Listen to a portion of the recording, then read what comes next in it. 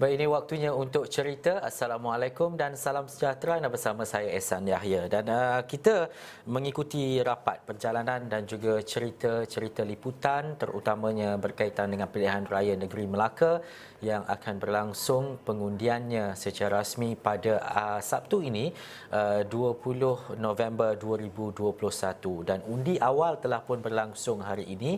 Kita juga membawa perkembangannya kepada anda di samping kepada isu-isu yang berlaku setiap hari oleh calon dan juga parti-parti bertanding, isu-isu rakyat juga kami ketengahkan apa yang dimahukan oleh pengundi dan juga rakyat Melaka khususnya. Jadi Firdaus Azil bersama dengan tim dan juga rakan-rakan yang lain telah pun sebenarnya lama berada di Melaka, mengikuti rapat perjalanannya bukan sahaja terjah ke don-don tertentu tetapi juga bersama dengan rakyat dan juga masyarakat termasuk pengundi di Melaka untuk mendapatkan cerita-cerita yang berkaitan ataupun di sebalik yang sebelum ini mungkin tidak mendapat liputan media dan sebagainya. Jadi untuk perjalanan hari ini kita nak bertanya dululah kepada Firdaus Azil. Saya tengok perjalanan di Facebook, di Twitternya daripada pagi sampai ke tengah hari sampai ke petang ada sahaja interview dan juga temu bual yang dilaksanakan. Kalau Firdaus Azil boleh ceritakan untuk hari ini bagaimana perjalanan Firdaus Azil sebagai orang yang berada di sana, wartawan yang membuat liputan untuk Astro Awani. Okey, terima kasih Ehsan. Seperti yang sedia maklum, hari ini merupakan hari pengundian awal di mana kalau boleh kita kongsikan hari pengundian awal ni ibarat macam kita warming up ke arah hari pengundian yang sebenar iaitu pada 20 November kerana masa yang sama kita kena bangun awal, bersedia dan sebagainya. Kita perlu menentukan tugas-tugas di lokasi mana sebab kita ada 4 tim di sini. Saya, Syuhada Faris serta editor kami Haji Nazir Kahar. Kita akan memilih lokasi yang terbaik untuk memastikan liputan itu sesuai dan sebagainya. Dan sudah pasti sebenarnya kalau ikutkan hari ini tumpuan sebenarnya terarah kepada pusat pengundian awal yang terletak di Kem Terendak kalau tak salah saya kerana ia berada di Dun Sungai Udang yang mana kita tahu Dun Sungai Udang ini menempatkan sebahagian besar pengundi awal terdiri daripada anggota tentera dan pasangan.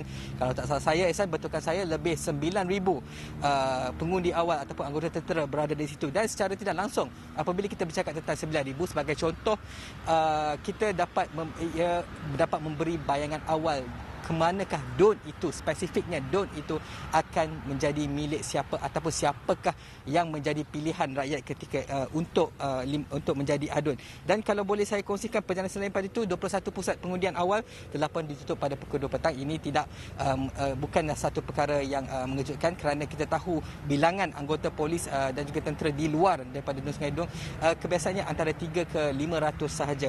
Dan seperti yang lain, ada jugalah isu seperti ejen, kalau tak salah saya ejen tidak dibenarkan masuk, maka ada laporan polis yang dibuat oleh calon daripada Pakatan Harapan bagi kerusi N04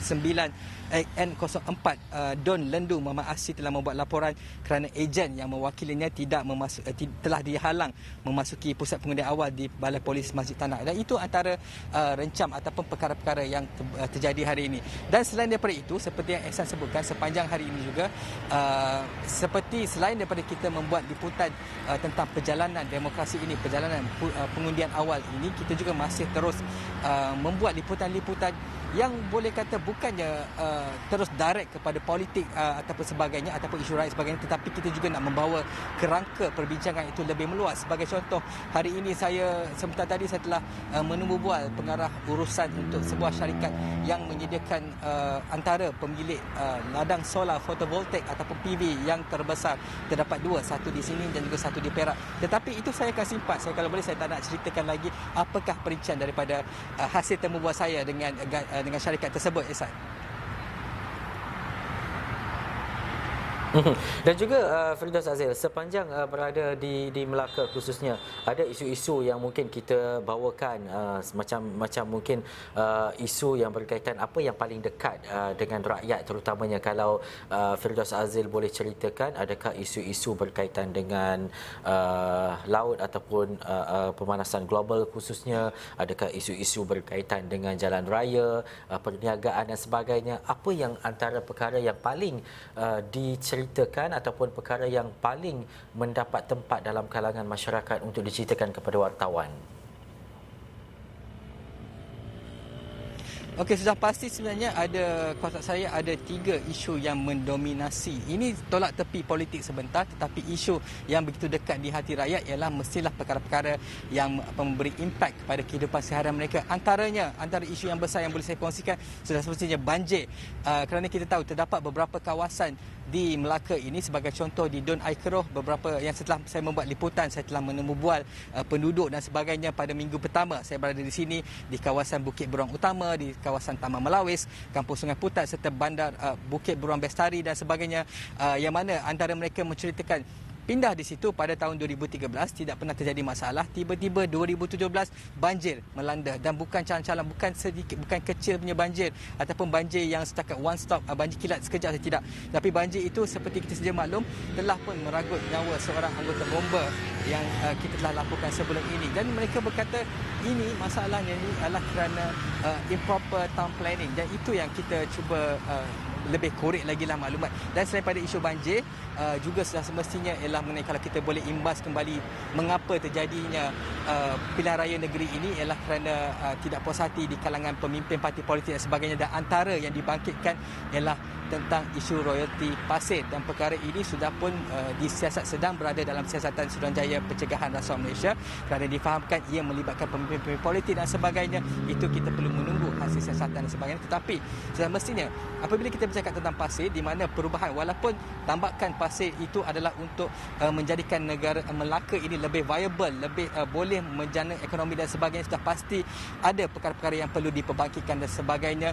Dan juga sebagai contoh tadi, bolehlah saya cerita sikit kenapa saya temu bual pengarah urusan syarikat Gading Kencana, Datuk Guntur Tobing, kerana kita nak mengaitkan tentang beliau adalah antara syarikat beliau menghasilkan tenaga yang boleh diperbaharui, iaitu tenaga solar, dan ini yang cuba kita nak kaitkan dengan antara yang dijanjikan oleh parti-parti politik yang bertanding, iaitu menjadikan Melaka lebih berteknologi hijau dan sebagainya. Jadi kita nak mengetahui, nak memahami bagaimana caranya untuk menjadikan Melaka ini menjadi contoh kepada negeri-negeri lain, wilayah-wilayah lain di dalam Malaysia ini, bagaimanakah teknologi hijau itu boleh diaplikasikan dalam kehidupan seharian, sehinggalah kepada untuk mengurangkan pelepasan gas kaca dan sebagainya. Itu semua cukup menarik untuk diceritakan. Ehsan. Firdaus, cerita daripada awal sampai ke yang kedua ini mungkin agak serius dan juga berat isu-isunya, isu rakyat, isu pemanasan global, isu rumah hijau dan sebagainya. Tetapi sebagai seorang wartawan, kita tahu kita berada di sana mungkin dalam 22 hari ataupun 30 hari start daripada kempen dan sebagainya. Mungkin ada perkara-perkara baru yang secara personal ataupun secara peribadi yang Firdaus Azil temui dan jumpa di Melaka. Yang sebelum ini kalau pergi Melaka tak jumpa, tapi untuk kali ini mungkin ada sesuatu yang berbeza yang Firdaus Azil jumpa. Okey, antaranya ialah sebenarnya saya juga pernah tinggal di Melaka, di kawasan Bukit Beruang Utama itu, yang mana ketika itu tempat saya melanjutkan pengajian lah, boleh saya kata. Ketika itu waktu zaman muda dulu, memanglah kita waktu zaman muda, waktu belajar di sini, memanglah tumpuan kita hanya beberapa lokasi saja, Hantuah Jaya lah, Klebang lah semua. Tetapi untuk pilihan raya kali ini sudah semestinya memerlukan kita menjelajah setiap pelosok negeri Melaka untuk mengetahui cerita-cerita rakyat, apakah pandangan mereka terhadap wakil yang bertanding dan sebagainya. Tetapi perkara baru, saya lebih fokus kepada tentang isu-isu rakyat. Nak kata perkara baru kat Melaka ni pun tidak mungkinlah ada kat mana lokasi makanan menarik dan sebagainya, tetapi ataupun manakah pot untuk mencari makanan ikan bakar dan sebagainya. Tetapi itu saya kira bukanlah prioriti saya. Bila saya kat sini memang sebab kita ada banyak arahan kan, so kita kena lakukan tugas dan sebagainya. Jadi benda-benda itu tak menjadi sangat dalam saya punya priority list, Ehsan. Maksudnya tak sempat lah. Fido kata banyak sangat assignment hari ni. Hari ni nak kena pergi sini. Tak sempat untuk apa, cuci mata ataupun jalan-jalan, cari makan dan sebagainya. Saya faham itulah situasi seorang wartawan. Ini yang kita nak bawakan, Firdaus Azil. Dan mungkin sepanjang dalam tempoh 4 hari lagi menjelang hari pengundian, bagaimana antara perkara yang perlu kita bawakan. Dan mungkin Firdaus bersama dengan rakan-rakan wartawan yang lain mungkin dah ada planning. Oh, nak buat macam ni, nak berada di mana, apa yang perlu seorang wartawan lakukan dan juga bagaimana bentuk penyampaian dan sebagainya. Kalau Firdaus Azil boleh kongsikan. Okey, kalau biasanya kita akan kita sedia maklum bahawa kita tenaga kerja kita ni tak ramai, tetapi kita perlu memastikan setiap berita yang kita hasilkan boleh memenuhi keperluan di dalam platform yang berlainan. Sebagai contoh, kita kena sediakan cerita ataupun kisah untuk dipersembahkan melalui platform TV. Kita juga kena memastikan ada kandungan ataupun konten untuk web. Dan web juga ada pelbagai. Ada yang berbentuk artikel, gambar, video dan sebagainya. Dan juga kita perlu memenuhi apa yang kata untuk memastikan extraordinary itu keberadaannya ataupun the presence is felt. Maksudnya kita kena memastikan setiap konten kandungan itu berada di social media dan sebagainya. Jadi apabila kita bercakap mengenai tenaga kerja yang kurang, maka kita terpaksalah ini resources yang kita ada, maka kita perlu orang kata work smart lah. Jadi kita kena memastikan mana perkara apa yang perlu diberikan perhatian. Sebagai contoh, katalah sekarang waktu kempen, walaupun kekangan SOP ini membuatkan ia sangat-sangat berbeza berbanding dengan pilihan raya yang kita pernah membuat liputan sebelum ini, tetapi masih juga perlu kita membawa kisah-kisah politik, kisah-kisah mengenai kempen dan sebagainya. Tak kisahlah apa juga cara mereka lakukan, perlu juga kita bawa kerana kita nak menunjukkan di dalam norma baru ini adalah cara berkempen yang baru. Dan selain pada itu juga, dalam kita memberi tumpuan kepada cerita-cerita politik dan juga tentang isu rakyat, kita juga perlu memastikan ada isu rakyat yang dibawa kerana ini yang penting. Pilihan Raya Negeri Melaka ini bukanlah nak cerita sangat tentang pihak mana yang bertanding sebagainya, tetapi untuk memastikan pihak mana sebenarnya yang layak, yang boleh dirasakan untuk membela nasib negeri Melaka ini, khususnya rakyat-rakyatnya. Kita bercerita tentang penjanaan ekonomi, soal pekerjaan sebagainya, tetapi itulah, maka berbalik pada soalan nanti, kenalah bahagi-bahagi untuk memastikan kita punya kandungan ini bukan sahaja balance tapi menyeluruh dan boleh membawa perbualan conversation ini melebihi daripada apa yang sekadar laporan biasa, Ehsan.